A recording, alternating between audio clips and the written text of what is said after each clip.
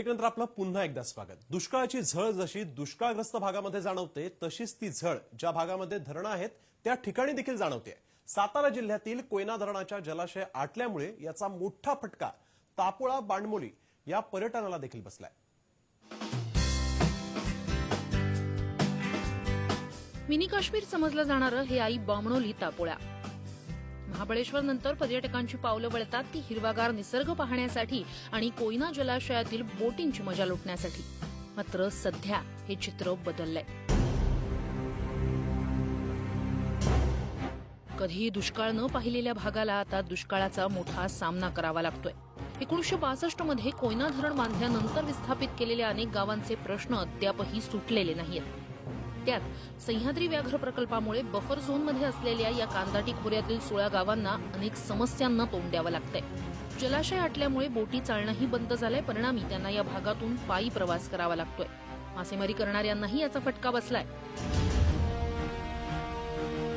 या भागात कधी दुष्काळ शासन जाहीर करत नाही, कारण शासनाला सवय झाली आत्महत्या केल्याशिवाय दुष्काळ जाहीर करायचा नाही। कारण शासन आता इथल्या शेतकऱ्यांना आत्महत्या करायची वाट बघते का काय हेच मला कळत नाही। कारण इतर बऱ्याच ठिकाणी आता टँकरनं पाण्याची व्यवस्था सुरू आहे। आमच्या पट्ट्यात थोडंफार प्यायला तरी पाणी मिळते। ह्या आठवड्यात पाऊस नाही झाला तर गंभीर स्वरूपाचं प्रशासनापुढे आव्हान निर्माण होऊ शकतं, एवढं मात्र नक्की आहे। आम्ही या ठिकाणून मच्छीमारीसाठी बोटीचा वापर करतो, परंतु पाणी अभावी आम्हाला चालत यावे लागते आणि या ठिकाणी पिण्याच्या पाण्याचा पण प्रश्न गंभीर झालेला आहे। महाराष्ट्राची भाग्यलक्ष्मी समजल्या जाणाऱ्या कोयना धरणात सध्या फक्त 15 टीएमसी एवढाच पाणीसाठा शिल्लक राहिलाय। या धरणाच्या मागील बाजूचा पाण्याचा फुगवटा 65 किलोमीटर लांब इतका पसरलेला आहे। मात्र आता हा नावालाच म्हणावा लागेल, कारण 20 दिवसांपूर्वी कोयना धरणातून केलेल्या पाण्याच्या विसर्गामुळे बामणोली तापोळा परिसराला याचा मोठा फटका बसलाय। जलाशयाची पाणी पातळी आटल्यामुळे जमिनीला मोठ्या प्रमाणात भेगा पडल्या, तर वर्षानुवर्ष पाण्याखाली गेलेले काही जुन्या मंदिरांचे भग्नावशेषही या परिसरात आता पाहायला मिळत आहेत। मात्र बोटिंग बंद झाल्यानं पर्यटकांचा हिरमोड होतोय।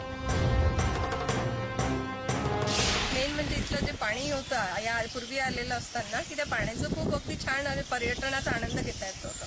पण आता इतकी भयंकर परिस्थिती आहे आणि पुढल्या आठवड्यात जर का पाऊस पडला नाही तर इथे गंभीर परिस्थिती निर्माण होऊ शकते। तर परिस्थिती फार एवढी बेकार आहे पाण्याची की एवढं लेवल खाली गेलेली आहे कोयनेची, ते कधी असं बघितलं नाही आतापर्यंत। एवढ्या आयुष्यात जवळपास 50 वर्ष इथं राहिलोय, पण ही फारच बिकट परिस्थिती सध्या।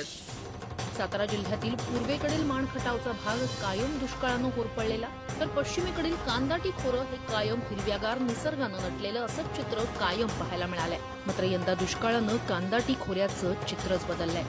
संतोष नलावडे, TV9 मराठी, सातारा।